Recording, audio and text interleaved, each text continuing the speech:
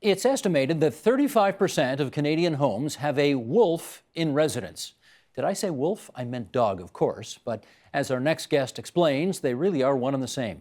Joining us now for more on how the world's toughest mammals became man's best friend, via Skype from Stony Brook, New York, there's Carl Safina. He is the author of Beyond Words, What Animals Think and Feel.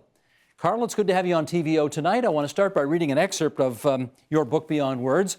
You say wolves are about three things, quoting Doug Smith, Yellowstone's wolf research leader, as he counts off on his fingers. They travel, they kill, and they are social, very social. A lot of their life hinges on their socialness, if that's a word. And after studying wolves for over 30 years, he sums up, I can tell you this. You can't just say wolves do this, males do this, females do that. No, wolves have fantastic individuality. All right, for those, Carl, who are skeptical, and I'm sure you've run into a few along the way, who are skeptical of the notion that wolves can be individualistic in that way that you mean, what would you say? Well, the first thing I would say is how much time have you spent with wolves?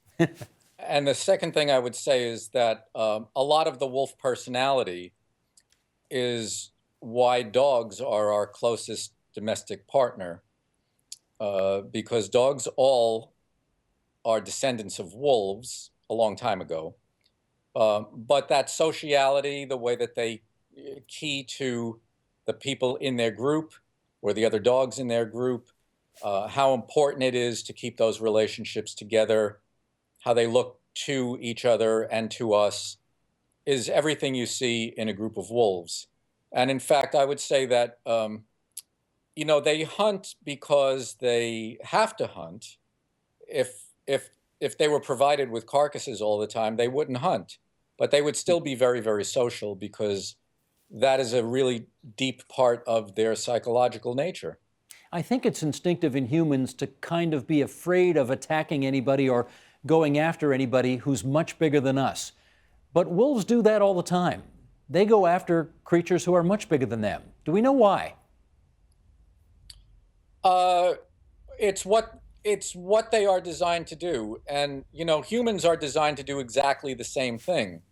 We often hunt creatures much bigger than us, and we evolved partly as hunters of big game. We hunted mammoths, for instance.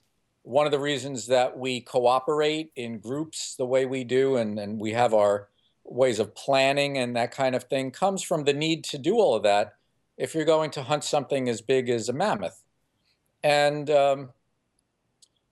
wolves are the predator of the temperate areas of the world that are designed to hunt the biggest grazing and browsing animals that are out there. And to hunt the biggest grazing and browsing animals, you have to be social and you have to be cooperative when you're hunting. So that's why they do that, and that's why they're the way that they are. The difference, I would suspect, though, is that when we hunt things that are much bigger than us, we don't tend to get down on the ground with them in a wrestling match. We tend to use a weapon, which in fact might not require us to even touch the creature that we're going after. That's not the case with wolves. They have no weapons, and it's very down and dirty. And yet that doesn't seem to dissuade them. No, it doesn't dissuade them. No, they're, I guess, we might use the word courageous, but they just do what they have to do because they don't have any options to make it much easier. The only way that they can make it easy is to be social and to cooperate with one another, and that's exactly what they do. You tell us they're social and presumably intelligent as well. How intelligent? In a variety of tests, they're smarter than dogs, and their brains are bigger than dog brains. And they're very clever about a lot of things. They figure out puzzles and problems involving things with latches and locks and those kinds of things vastly better than dogs do. They're much more persistent at that. Dogs frequently give up quickly and then look over to the human that they know, basically saying, help me do this. I don't know what to do. Would you say that a wolf leads a tough life? Yeah, I would say that a wolf leaves a tough life. Yeah, and I think that's one of the reasons that they're really rather tough creatures. They can take no end of cold. They can travel enormous distances without seeming to get tired. Um, they seemingly fearlessly tackle big prey when they're hungry. And I don't think life is terribly easy for them. Hmm. That's probably not the case with dogs. Any of the dogs that we run into nowadays are pretty much domesticated. Uh, let's start by just having you tell us what that means. When we say a dog is domesticated, we mean what? We mean a domesticated variety is anything that's genetically changed from the wild type. So, for instance, a farm has domestic vegetables, and um, a botany garden has wild plants. They have what you would find in nature. A farm does not have what you would find in nature. It has what we've genetically changed from what you would find in nature. Same thing between a farm that has farm animals, those are all domestic, and a zoo that has wild animals in captivity. That's the difference. The difference is that one is the form that you would find in nature, and the domestic is the form that we have altered by contact with us, mostly by selective breeding, except in the case of dogs.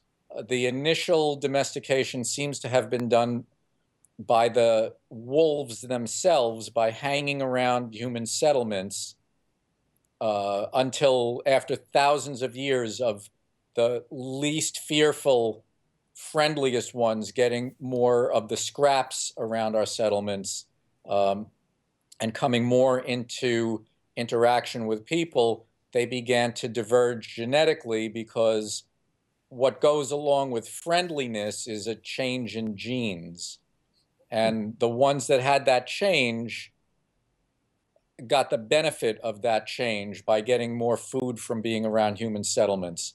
Uh, and they were effectively the first dogs. And then when that relationship got really embedded in human cultures, then people started to selectively breed dogs like they selectively breed basically every other domestic animal to perform certain jobs, to look certain ways, things like that.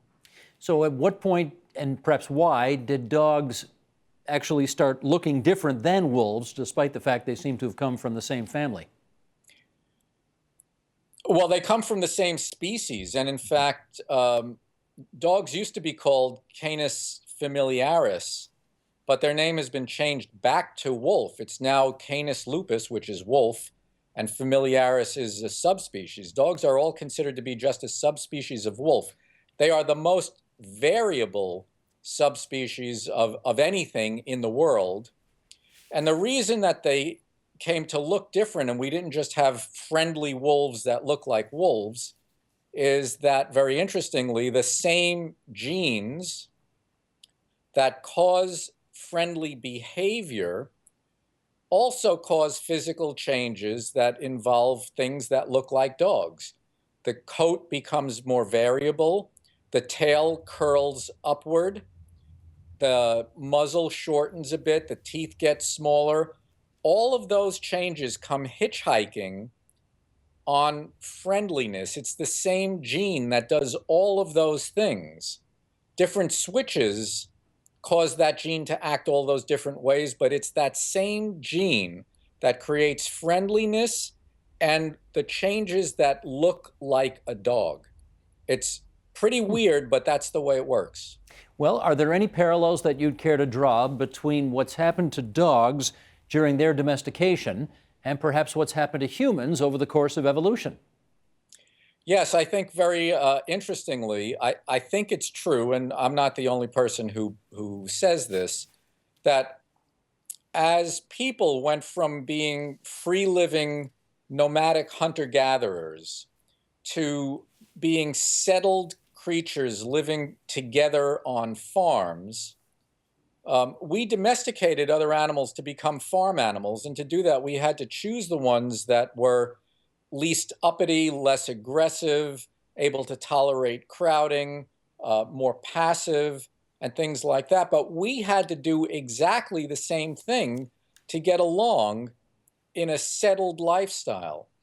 And essentially, we domesticated ourselves because the ones that could do that well did well in that settled farming lifestyle. And the ones who couldn't do that well didn't do well, or were ostracized or punished by their peers. So we domesticated other creatures to live like that, but we also seem to have domesticated ourselves to live like that. We have some of the same changes. Our brain case is actually smaller than Neanderthal brains were. Our teeth are smaller. Our faces have flattened. Many of these same changes that accompany domestication throughout all the animals that we've domesticated, we can see in ourselves, along with that conformity and passivity that goes along with living in groups. So do you think that helps explain why humans and dogs seem to get along so well for so long? I don't think that's what explains it. I think what explains it is that humans and wolves are extremely similar. We're probably more similar to wolves behaviorally than to anything else in the world. Wolves live in a nuclear family. A wolf pack is just a mom and dad and their pups of the last 2 or 3 years. We live in a nuclear family with a mom and dad and our children of several years. And then when we become adolescents, we look for ways to leave and to start to live our own lives. Wolves do exactly the same thing. We hunt the same animals that they hunt, and we live in basically the same kinds of places, mostly the temperate regions of the world. And in fact, dogs accompanied us in our spread, and we probably wouldn't have been able to make it into some places like the Arctic, for instance, without dogs. So they're so much like us that they really can become part of our partnerships for existence. You know, our hunting parties, and part of our families. We still have, if you think of maybe 20,000 years ago, we lived in small shelters and caves, and there were wolves around the perimeter, and they were gnawing on bones that we discarded. We have wolves in our living rooms that lie around our perimeter, gnawing on bones that we give them. It hasn't really changed that much. Well, you make some funny observations about wolves, and I'll share an excerpt from your book about that right now. You've written, "People have told me that a wolf looks right through you. But you know what I realize? That's because a wolf isn't interested in you. It's always hard for humans to accept that we're not the most important thing anyone's ever seen.